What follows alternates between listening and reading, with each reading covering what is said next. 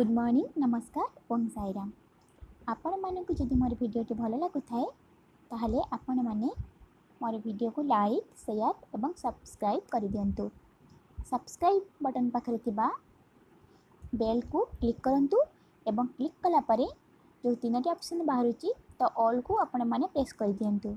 ताहले आपण माने मोर सब भिडियो को देखि परिबे।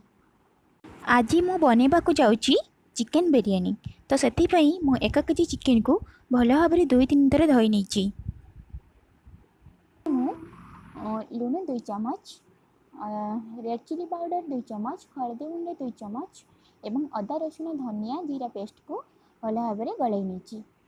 एथिरे मु 1 ରୁ 1.5 कप पाखापाखि दही मिसाई नहीं। किछि कटा धनिया और पुदीना पत्र एवं भजा पियाज मिसई नहीं। चिकेन सहित सबकि मसला को भल भाव मिसई सारा 30 मिनट ରୁ 45 मिनट पर्यंत घड़े रखिदे। अन्य एक डिश रे पानी गरम होला परे से पुदीना धनिया पत्र एवं सब प्रकार गरम मसला पकाइबा एवं से 2 चमच घी मध्य से पानी रे देदेबा। एबे देखि नियंतु मु एई सब मसला को ऐड करथिली। चाउल को पानी रे देबा पूर्व ताको 1 घंटा पूर्व बतुरा नहीं एवं भल भाव परिष्कार करी ताको पानी रे देबे। मझे मझे से चाउल को चटौथिबे जेपरी कि से तले लागी न जाए। अन्य पटे गैस लगाई करी रे तेल गरम करी आलू को 2 पीस करी भल भाव धोई करी केमती भाव भाजी नेबा। यही करेईटा देखो टे कला पड़ कहीं मुझे केवल ही नॉनवेज रोषे करे काफी टाइम मुझे चूल्ही रे रोषे करथाए से कला पड़ करेईटा। एबे तो आलू सीझी गलानी ताको मु गोटे प्लेट काढ़ी नौची।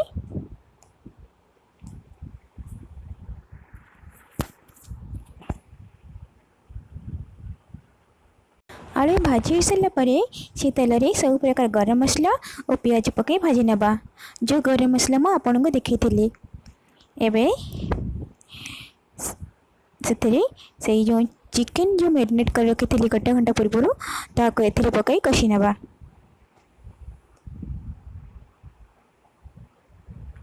भल भाव ताको कषि नेबा एवं ढंकनी देदेबा।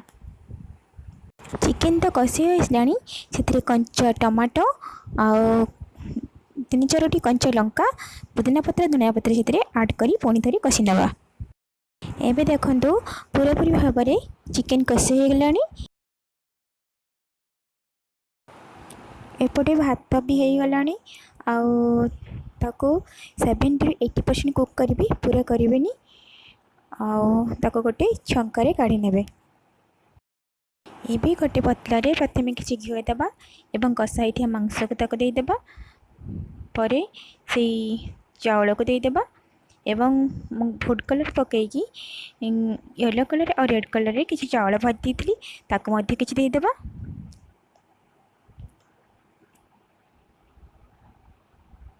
पुणी चिकेन कषा को ता ऊपर देदेबा एवं से चावल को देदेबा एवं भजा आलू को मध्य देदेबा। एबे देखते केते सुंदर देखा ता ऊपर पुदीना आ धनिया पत्र सजाई देबा भजा प्याज जो थिला ताको भी सजाई देबा बिरयानी मसला मध्य ता ऊपर देदेबा। एबे से बिरयानी रही जगह को चिकेन मैट सिल्वर पेपर साहाय्य ताको ठीक से घड़ाई नेबा एवं ता ऊपर ए प्लेट ढंकनी देदेबा। मु चिकेन बिरयानी को लो फ्लेम रे बसई दीची कम से कम 20 मिनट पर्यंत एपटे बहुत मोर असना होता ताको बहुत मत सफा करने पड़ो बहुत बासन भी हो जाइए तो मुझे भितर मुझे सफा करनी।